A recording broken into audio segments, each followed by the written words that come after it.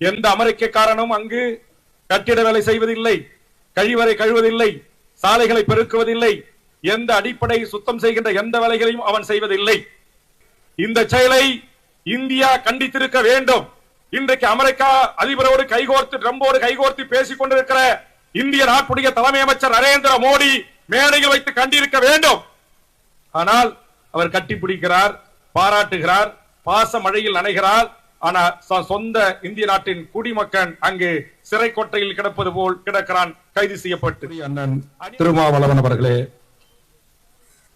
கண்டித்து பேசியிருக்கின்ற அருமை தோழர் சிபிஐ எம்எல் விடுதலை ஆசைக் தம்பி அவர்களே, நிகழ்ச்சியில் பங்கெடுத்துக் கொண்டிருக்கின்ற தோழர் மாநில துணை செயலாளர் இந்திய கம்யூனிஸ்ட் வீரபாண்டியன் அவர்களே, முன்னாள் சட்டப்பேரவை உறுப்பினர் அவர்களே, பங்கெடுத்திருக்கின்ற ஏனைய மனிதநேய மக்கள் கட்சியினுடைய பிரதிநிதிகளே, இந்திய யூனியன் பிரதிநிதிகளே, மக்கள் நீதி மையத்தின் பிரதிநிதிகளே, மருத்துவர் ரவீந்திரநாத் அவர்களே, என்னோடு வருகின்றிருக்கின்ற தமிழக வாழ்வுரிமை கட்சியின் முன்னணி நிர்வாகிகள் அருமை சகோதரர் வேணுகோபால் அவர்களே, தம்பி புகழேந்தி மாறன் அவர்களே, சகோதரர் எட்மண்ட் அவர்களே, தம்பி வெங்கட்ராமன் அவர்களே, தம்பி அப்துல்லா அவர்களே, தம்பி தேவராஜ் அவர்களே, ஏனைய எமது கட்சியினுடைய முன்னணி நிர்வாகிகளே, பெருந்திரளாக அமர்ந்திருக்கின்ற இந்த போராட்டத்தின் நோக்கத்தை உணர்ந்து கொண்டு பங்கெடுத்திருக்கிற அனைத்து கட்சியின் அரசியல் பிரமுகர்களே, பத்திரிகை ஊடக நண்பர்களே, உங்கள் அனைவருக்கும் நான் சார்ந்திருக்கின்ற தமிழக வாழ்வுரிமை கட்சியின் சார்பாக முதலில் என்னுடைய வணக்கத்தினை உரித்தாக்கி, இந்த ஆர்ப்பாட்டம் ஏன் நடைபெறுகிறது என்பதை இங்கு அண்ணன் எனக்கு முன்னால் பேசிய சிபிஎம் மூத்த அரசியல் பிரிவின் உறுப்பினர் கனகராஜ் அவர்கள் மற்றும் ஆசை தம்பி அவர்களும் விளக்கியிருக்கிறார்கள். நானும் அதே கருத்தை ஒரு 2 நிமிடங்களில் முடித்து மேடையில் வீற்றிருக்கிற தலைவர்களுக்கு ஒரு வேண்டுகோளை முன்வைத்து விடைபெற இருக்கிறேன். அமெரிக்கா நாடு இந்தியர்களையும் அண்டை நாடுகளாக இருக்கிற மெக்சிகோவில் வாழ்கின்றவர்களையும் இன்னும் பல்வேறு தேசத்தவர்களையும் அவர்கள் பணி செய்கின்ற இடங்களில், கடைகளில், ஓட்டல்களில், உணவகங்களில், விடுதிகளில், சாலை பணிகளில், கழிவறை சுத்தம் செய்கின்ற இடங்களில் என்று அமெரிக்காவுடைய அதிரடிப்படை பல்வேறு தொலைக்காட்சிகள் நேரடியாக ஒளிபரப்பு செய்கின்ற போதும் கொஞ்சம் கூட அதை குறித்து அலட்டிக் கொள்ளாமல், மனித உரிமை மீறல்களை குறித்து கவலைப்படாமல், அவர்கள் ஏதோ கொள்ளையர் போல், கொலைக்காரர்கள் போல் ஓடி ஓடி வளைத்து பிடித்து கைவிலங்கிடுவது, கால் விலங்கிடுவது, அவர்கள் அணிந்திருக்கிற உடையோடு பிடித்து முறுக்கி அவர்களை வாகனங்களில் ஏற்றுவதெல்லாம் நாம் சில நாட்களாக இன்றைக்கு தொலைக்காட்சிகளில், ஊடகங்களில் பார்த்து வருகிறோம். இது மாபெரும் ஒரு மனித உரிமை மீறல் என்கிற அளவிலும், ஒரு நாடு ஒரு ஆட்சி மாற்றம் ஏற்பட்ட உடனேயே பன்னெடுங்காலமாக அந்த நாட்டில் வாழ்கின்ற இதர நாட்டை சார்ந்தவர்களை இப்படி மனிதநேயம் மற்ற முறையில் நடத்துவதை இக்கூட்டம் மிக வன்மையாக கண்டிக்கிறது. அதோடு மட்டுமல்ல, இன்றைக்கு அந்த மெக்சிகோ இந்திய நாட்டினுடைய அந்த சாதாரண தொழிலாளர் தோழர்கள் இல்லை என்று சொன்னால் அமெரிக்கா பீற்றிக் கொள்ளுகிற உலகத்தின் மிகப்பெரிய வளர்ந்த நாடு என்பதற்கான அந்த அடி செங்கல் உருவப்படும் என்பதுதான் நிதர்சனமான உண்மை. எந்த அமெரிக்கக்காரனும் அங்கு கட்டிட வேலை செய்வதில்லை, கழிவறை கழுவதில்லை, சாலைகளை பெருக்குவதில்லை, எந்த அடிப்படை சுத்தம் செய்கின்ற எந்த வேலைகளையும் அவன் செய்வதில்லை. அவன் முதலாளியாக இருக்கிறான், ஆட்சி அதிகாரியாக இருக்கிறான், அல்லது மிக உயர்ந்த செல்வந்தராக இருக்கிறான். ஆனால் அமெரிக்கா என்கிற அந்த நாடு கட்டமைப்பதற்கு அடித்தளத்தில் பணி செய்தவர்கள் எல்லாம் அந்த அருகாமையில் இருக்கிற நாட்டை சேர்ந்தவர்களும் நம்மை போன்ற அந்த நாட்டிலே மானத்தோடு உழைத்து சம்பாதிக்க வேண்டும் என்று சென்ன இந்திய மக்களும் தான். ஆனால் இவர்களை இன்றைக்கு கைது செய்து இதை தலைமையேற்று நடத்தி கொண்டிருக்கிறார் முத்தரசன் அவர்கள் பதிவு செய்தது போல் இன்றைக்கு ராணுவ விமானங்களிலே அவர்களை கொண்டு வந்து ஏதோ ஆடு மாடுகளை இறக்கி விடுவது போல் இறக்கி விடுகின்ற ஒரு மோசமான நடவடிக்கையை அமெரிக்கா செய்திருக்கிறது. இந்த செயலை இந்தியா கண்டித்திருக்க வேண்டும். இன்றைக்கு அமெரிக்கா அதிபரோடு கைகோர்த்து ட்ரம்போடு கைகோர்த்து பேசிக் கொண்டிருக்கிற இந்திய நாட்டுடைய தலைமை அமைச்சர் நரேந்திர மோடி மேடையில் வைத்து கண்டிருக்க வேண்டும். ஆனால் அவர் கட்டிப்பிடிக்கிறார், பாராட்டுகிறார், பாச மழையில் நனைகிறார். ஆனால் சொந்த இந்திய நாட்டின் குடிமகன் அங்கு சிறை கொட்டையில் கிடப்பது போல் கிடக்கிறான், கைது செய்யப்பட்டு அநியாயமாக விரட்டியடிக்கப்படுகின்றார்கள். ஒரு விசா ப்ராசஸ்க்கு சாதாரண கூலியா இருந்தாலும், கல்லூரியில வேலைக்கு போறவனா இருந்தாலும், படிக்கிறவனா இருந்தாலும் அவனுடைய பேங்க் அக்கௌண்ட்ல 50 லட்சம் ரூபாய் இல்லைன்னா விசா கிடையாது. அப்ப சாதாரண கூலியா போறவங்க கூட காகானி அரகானி வித்து, அண்டா குண்டான வித்து, தாலியை வித்து, வெள்ளாகுடியை வித்து, குழந்தைகளுடைய நகை நட்டை வித்து பேங்க்ல கொண்டு போய் டெபாசிட்ட போட்டு அதை ஆவணமா காட்டின பிறகுதான் அமெரிக்கா விசா கொடுக்கிறான். அப்படி போனவர்கள் தான் அங்க இருக்கிற யாராக இருந்தாலும்.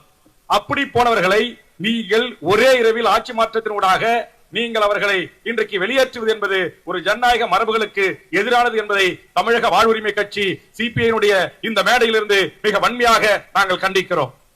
அதே மாதிரி அண்ணன் வைகோ அவர்களுக்கும், அண்ணன் திருமா அவர்களுக்கும், அண்ணன் முத்தரசன் அவர்களுக்கும், அண்ணன் ஆசை தம்பி அவர்களுக்கும் இந்த மேடையில் ஒரு வேண்டுகோளை வைக்கிறேன்.